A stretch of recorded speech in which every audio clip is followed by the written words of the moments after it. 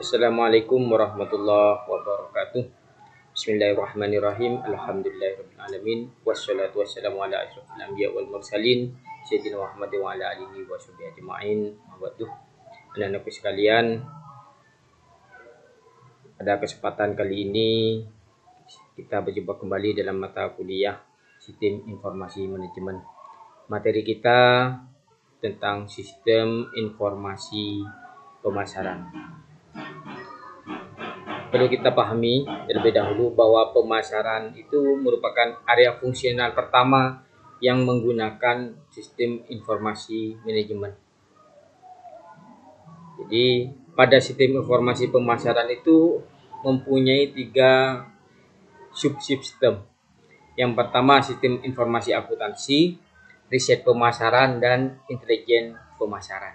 Di sistem informasi sudah minggu yang lalu kita bahas sistem informasi akuntansinya. Kemudian sistem informasi fungsional, sistem konseptual yang merupakan mirror image dari sistem fisik. Jadi seperti itu.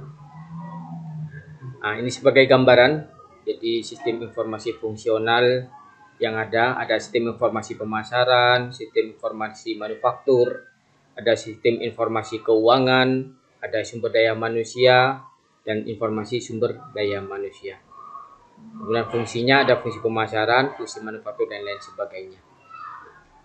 Perlu kita pahami juga bahwa di dalam prinsip pemasaran atau bauran pemasaran, atau ada yang juga kenal dengan marketing mix, di dalamnya itu kita mengenal ada produk, ada promosi, place, dan price.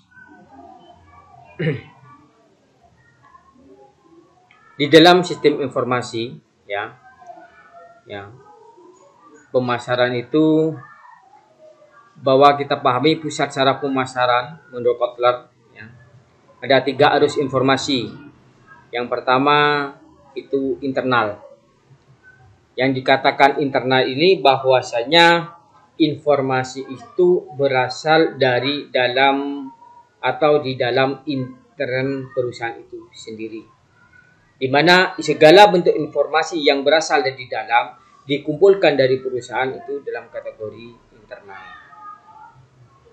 Kemudian dari intelijen. Dari intelijen itu diambil mengalir dari lingkungan ke perusahaan. Artinya tidak hanya di dalam intern, tapi di luar intern pun juga bahwasanya informasi pemasaran itu diserap. Informasi pemasaran itu dikumpulkan, kemudian diinput di dalam perusahaan. Kemudian ada komunikasi, mengalir keluar dari perusahaan ke lingkungan. Jadi segala bentuk apa yang ingin disampaikan di dalam perusahaan itu dikomunikasikan, diinformasikan, apalagi seperti sekarang. Jadi sudah banyak media-media sosial yang sangat dengan mudahnya itu informasi pemasaran itu mampu kita informasikan. Jadi kalau dulu masa-masa sebelum seperti sekarang, yang namanya mengkomunikasikan perusahaan itu perlu biaya yang banyak. Perlu menggunakan media televisi, media radio yang harus membayar cukup besar keuangannya. Namun sekarang kan tidak. Sekarang sudah banyak media-media sosial yang bisa dimanfaatkan oleh perusahaan untuk mengkomunikasikan segala bentuk apa yang ingin dikomunikasikan perusahaan agar masyarakat itu bisa tahu. Nah, ini gambaran arus informasi. Jadi di dalam perusahaan itu ada informasi pemasaran internal. Informasi internal itu seperti saya katakan tadi merupakan segala bentuk informasi yang ada di dalam perusahaan. Jadi apapun itu, informasi tentang sumber daya manusia, informasi tentang produksi, informasi tentang keuangan, yang terpenting segala bentuk informasi yang sifatnya internal itu pada dasarnya informasi yang ada di dalam perusahaan.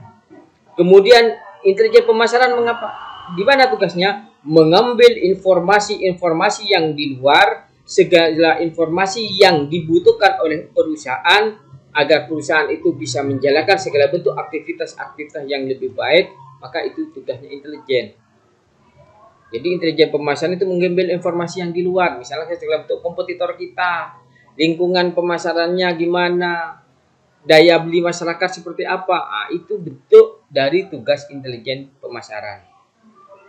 Kemudian komunikasi pemasaran. Komunikasi pemasaran itu yaitu informasi yang diberikan perusahaan kepada lingkungan. Apa yang ada di perusahaan itu, misalnya ingin punya produk baru, kemudian bagaimana kualitas dari produk, itu bisa diinformasikan melalui komunikasi pemasaran. Jadi seperti itu gambarannya. Kemudian apa sih sistem informasi pemasaran?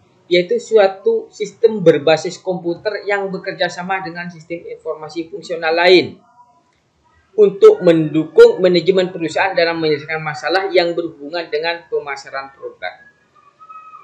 Jadi sistem informasi pemasaran itu sistem di mana sistem itu sudah berbasis komputer yang bekerja sama dengan sistem informasi fungsional lainnya. Jadi seperti di depan tadi, fungsi itu saling bekerja sama. Tujuannya apa? Untuk menyelesaikan masalah yang berhubungan dengan pemasaran agar pemasaran itu tetap eksis, agar pemasaran itu tetap baik, tetap berjalan sesuai dengan koridor yang telah ditetapkan oleh perusahaan. Bagaimana sistem informasi pemasaran itu modelnya? Yang jelas sama dengan sistem informasi yang lain. Ada input, ada database, ada output. Kita bahas dulu dari outputnya. Outputnya apa? Produk. Ya. Ada place, promotion, price, integrate mix. Itu produk output yang ada. Bagaimana produknya, ya. Kemudian alurnya bagaimana. Kemudian di dalamnya itu juga ada database. Data-data yang berhubungan dengan pemasaran yang dimiliki oleh perusahaan. Sehingga ketika kita butuh, maka database itu kita bisa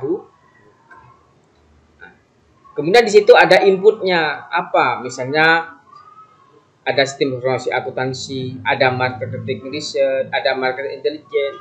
Itu input informasi-informasi yang masuk sebagai bentuk dasar ketika sebelum diolah itu akan menghasilkan sebuah output di dalamnya seperti itu. Nah, jadi gambarnya seperti ini.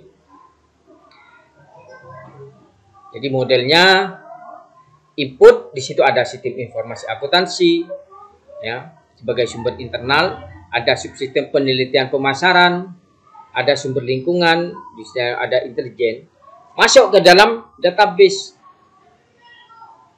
Di dalam database itu akan diambil oleh subsistem produk, subsistem lokasi atau tempat, subsistem promosi, ada sistem harga, dan subsistem bauran integrasi. Informasi-informasi tadi dipakai oleh pemakai. Siapa sih yang mau membutuhkan informasi itu? Ya terserah dalam perusahaan itu. Misalkan manajernya ataupun bagian-bagian yang lainnya. Yang penting bahwa itu keputusan segala bentuk data yang ada yang diambil dari sistem akuntansi, dari penelitian pemasaran, dari intelijen pemasaran itu dimanfaatkan. Itu sebagai dasar bahan bagi perusahaan untuk membuat sebuah keputusan. Dari sistem informasi akuntansi ada data sales order sebagai input misalnya. Kemudian ada laporan periodik, ada laporan khusus, model matematik dan model berbasis pengetahuan.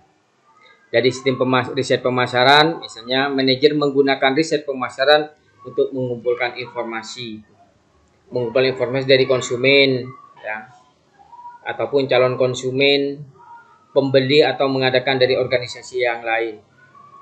Kemudian pemprosesan menggunakan subsistem riset pemasaran, itu bagian riset pemasaran sebagai bentuk gambarannya.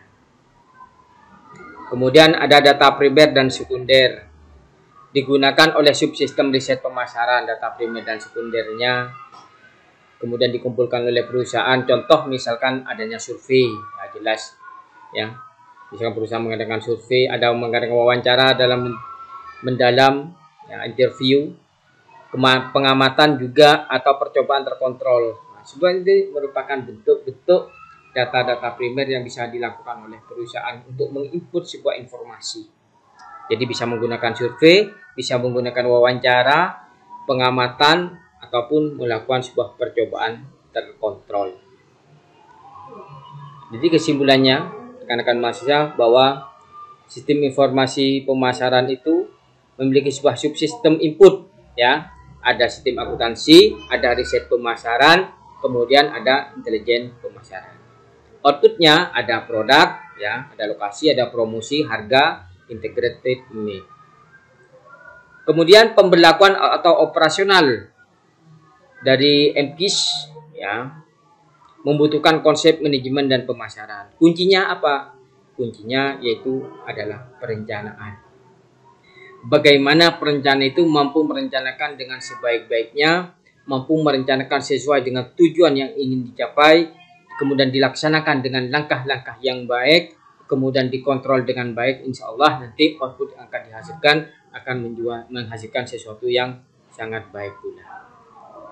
Demikian rekan-rekan mahasiswa, pertemuan pada siang hari ini mudah-mudahan memberikan manfaat.